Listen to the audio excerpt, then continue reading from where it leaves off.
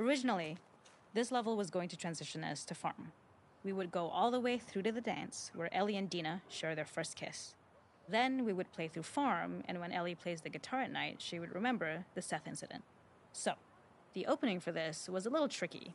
We needed it to match at least a little what you might expect emotionally coming from prior beats, because we were already purposefully disorienting you in time and space. Remember, you just came from this huge fight. To jump straight into it would have been a little too jarring. After some back and forth, we rooted it in Ellie's nerves. Calling back, something we really wanted to do was highlight the way their lives had turned upside down since she went down this path. We had this idea of recontextualizing all of our usual gameplay mechanics that were designed for really violent ends. The workbench, door bashes, throwable weapons, and even the infected, which is my personal favorite. Peppered throughout the level, it is not a festival without one of these throwing games. This one, of course, uses our throwable system where you're often chucking explosive things or stunning things, but for a more wholesome purpose, although some people take this game really seriously. A fun aspect of this is if you did well, you could win a toy here. Ellie would place it in her pocket. If you had done this, you'd find the toy with JJ, the baby, later back at the farm. When we cut this, the toy made it through anyway because it was so cute. It is the same one you see on the tractor at the farm. Ollie the elephant. This is one of my favorite sections because I think that it achieves both the slice-of-life aspect of Jackson while also being The makeup artist is pretty simple. It's one of those little in-game scenes we peppered in to make it feel like Ellie had roots in the town. Hallie, our writer, mentioned that in her mind, an ex-girlfriend of Ellie's tattooed her arm to cover up her scar. So we figured this might be the only time you get to see that. We wanted to hint at it and allude to it and make it feel like there had been so much more that had been happening and so much more that Ellie threw away.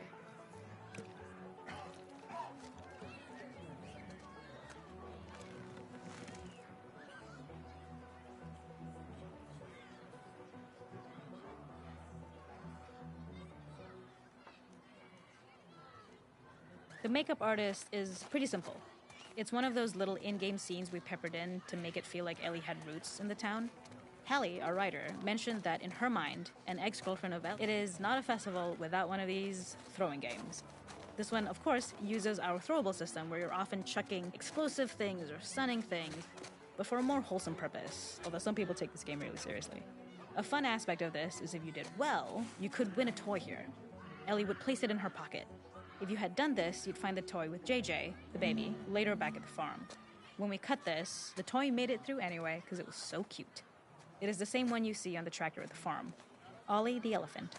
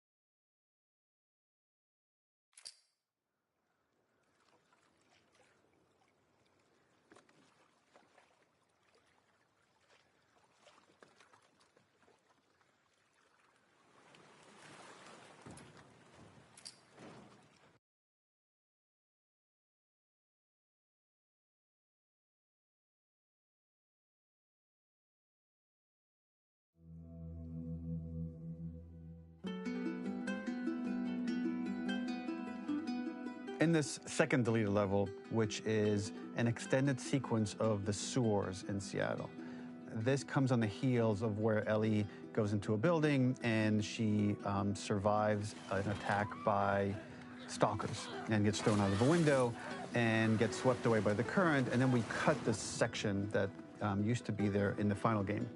Now you will get to play it.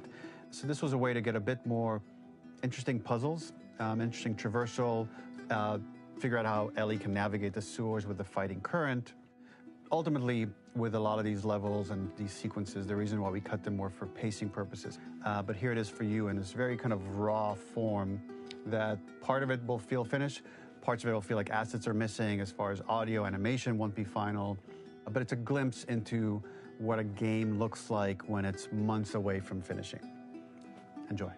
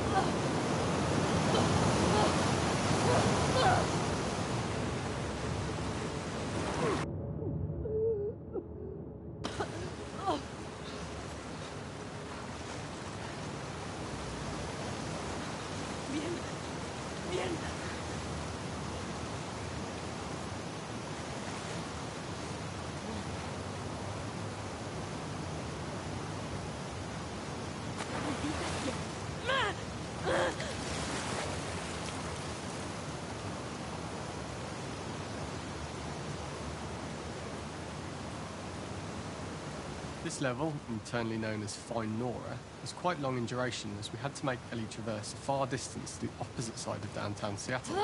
The sewer section was originally longer than what we released the game with, approximately 10 minutes more. This was one of the few areas of the game that used water flow as part of a traversal puzzle.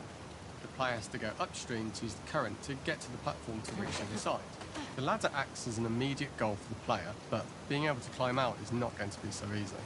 To keep levels interesting and engaging, we alternate between positive and negative values the player experiences. Here, it's a positive to have found the ladder, but then a negative to discover it's not the solution. But then another positive to identify the next short-term goal of the doorway. By alternating between these opposing values, we give players what they expect, but not how they expect it.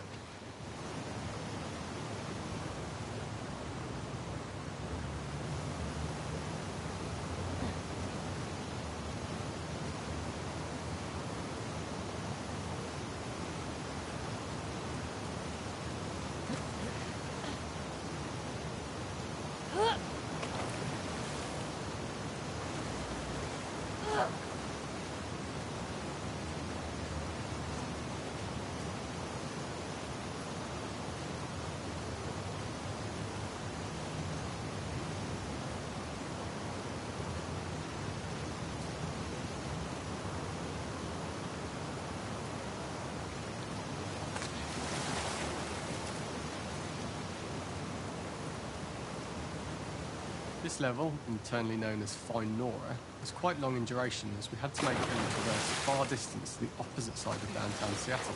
The sewer section was originally longer than what we released the game with, approximately 10 minutes more. This was one of the few areas of the game that when players reach the doorway and enter into the room, they're faced with a dead end. The real reason for this dead end room is that on the reversal, when exiting back out of the doorway, players are faced with the route onwards.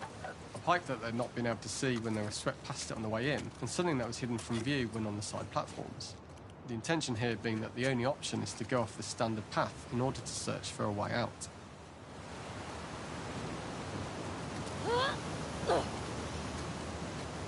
Sáquenme de este maldito lugar.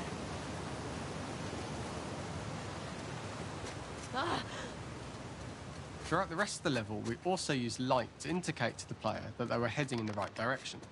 I think we slowly introduced the player to consider climbing into smaller pipes and crouching in these tight spaces. This is to slowly build up to and encourage the player to climb into such a small pipe that they'll have to be crawling on their stomach, which is something that the player previously may not have recognised. We added a tiny space just to reward the player's exploration with a pick-up item. And we made sure we loved the idea of making Ellie prone through a tiny, dirty pipe in order to get out, as it was a great opportunity to use our prone mechanic. A unique camera setup was created to support crawling in these pipes, as the standard prone camera is much higher above the player. We also created custom collision in order for Ellie to manoeuvre in these tight spaces easily. Initially, the oblong collision capsule around her character caused issues crawling around corners. We put extra effort into the custom corner collision. In order for the player to feel cramped, claustrophobic and desperate, we'd been enforcing the traversal mechanics that allow for a tight environment which promote these feelings. We introduced the use of the squeeze through so that we can keep the player feeling enclosed and tight, but without repeating the same geometry. Here we change from low ceilings with wider walls to high ceilings and tight walls to change up the spatial pacing and keep the level from repeating itself.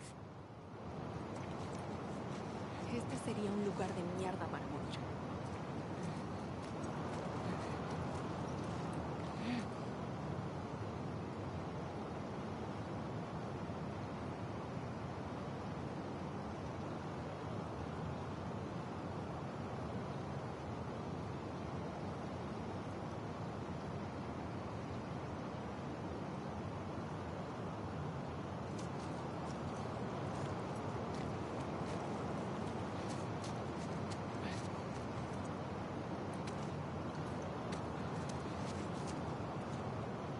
Originally, we had the waterline much higher here, so players had to swim through this. As we surface from the water and over the crest of the slope, we reveal what is further in this tunnel.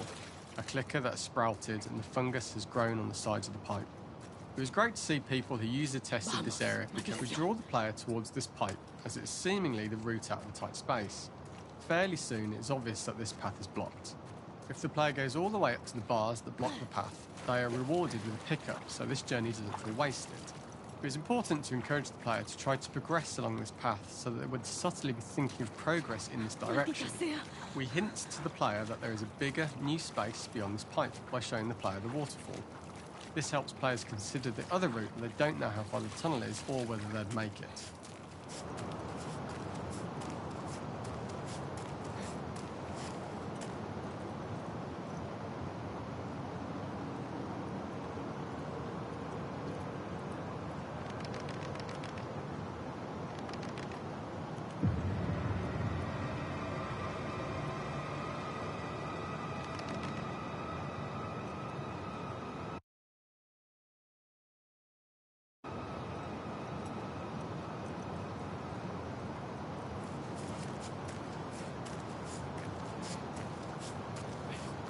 ¡Mierda!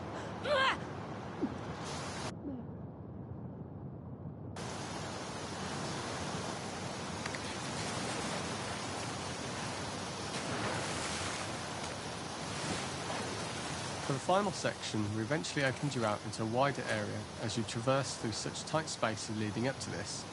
So changing the environmental pacing makes it begin to feel like we're coming to the end of Ellie's ordeal. An earlier iteration used the current that we'd shown at the start for a slightly tougher traversal puzzle to conclude the sewers. The ladder was clearly visible from most of the area, but the player was faced with a fast-flowing torrent of water they couldn't cross. If the player attempted to jump into the water, they were not able to swim across the ladder due to the water's speed. But instead, they had to traverse the pipe running along the top of the space in order to get across the water.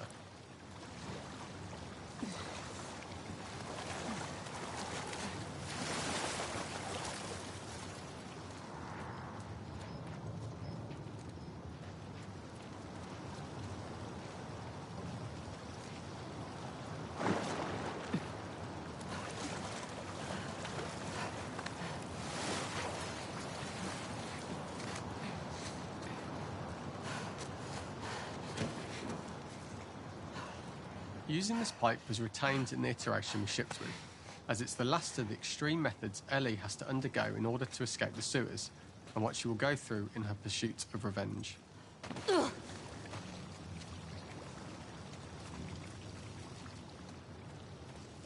The last ladder climb is quite lengthy, and although we could have trimmed it down to a shorter climb, we liked how this last segment of the journey built anticipation for whether there was success at the top or not after all you've been through. Ultimately, the ladder exits out into the subway station, which is how it connects in the final game.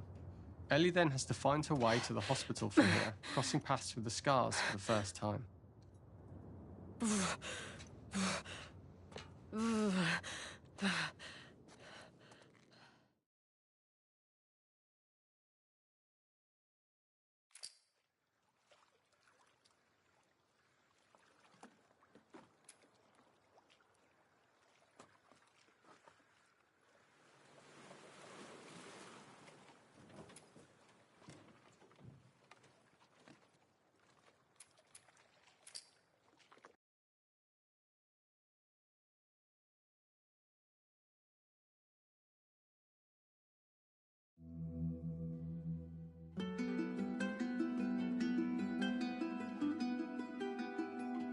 For this third and final deleted level, what we call the boar hunt sequence, this was a sequence pretty late in the game. It was right after the whole Seattle Abby sequence where Abby spares Ellie. And then we wanted to come back into Ellie's story, but keep it a bit mysterious of how much time has passed, where is Ellie now? So we're coming in on Ellie, and she's following a trail of blood. And we wanted to mirror, in a way, the deer hunt sequence from the first game, but this time do it with a boar. And there's something with Ellie that now she can't let go of this violence. She's pursuing it, even against this innocent animal. This was another opportunity to show how the violence that Ellie has experienced, the violence that she witnessed being afflicted onto Joel, is still sticking with her, and she's still experiencing these PTSD moments. This was a sequence that was pretty far along and was cut pretty late in production. Parts of it are still really rough, but the gameplay, the building blocks were all there. I think you'll have fun to see, like, again, a rough, unfinished sequence that you can play. You can see all the way to the end, and including a cinematic that we end up cutting. And the remnants of the sequence ended up being mentioned in Ellie's journal.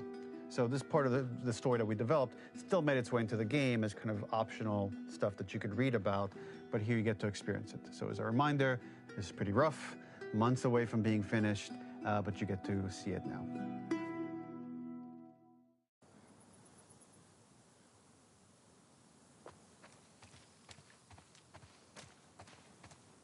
So the boar hunt was one of the hardest levels for me to work on.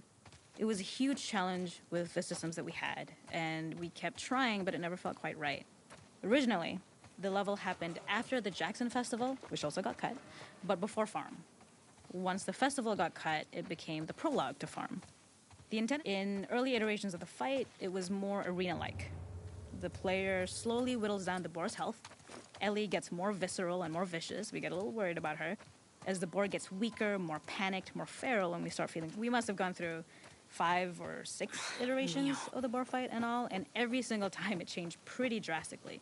We split it into clear phases, where one was like all long range. We tried another where you're getting close and you get the jump on it quite literally. You're jumping off of a rock to attack it. And then finally, we tried a bunch where you almost sort of go around a bunch of trailers and try and wrestle it. We uncovered after some time that taking down a boar over several phases felt very... The gas station was built to highlight the boar's destructiveness. Bien. Since it's cramped, the boar feels larger. We also feel trapped with it, though perhaps it's trapped with us. When it charges, it gets to us quickly, so we must be on our toes. This made it more aligned with Ellie's sort of hunting for trouble mindset. Listening became more important, as well as moving around slowly so it didn't hear you. Could you spot it before it saw or heard you? And could you get a shot off quickly enough so you could dodge out of the way? Or is the shot worth the cost after? It feels like a gamble. By the end of the fight, everything would likely be in shambles.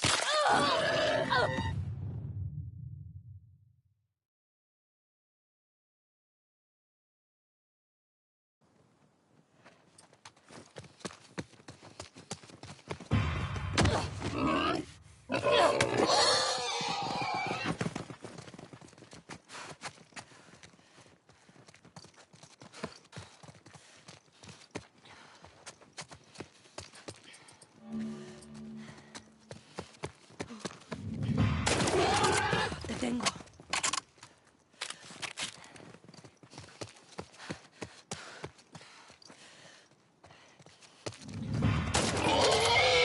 Se acabó. No tienes a dónde ir.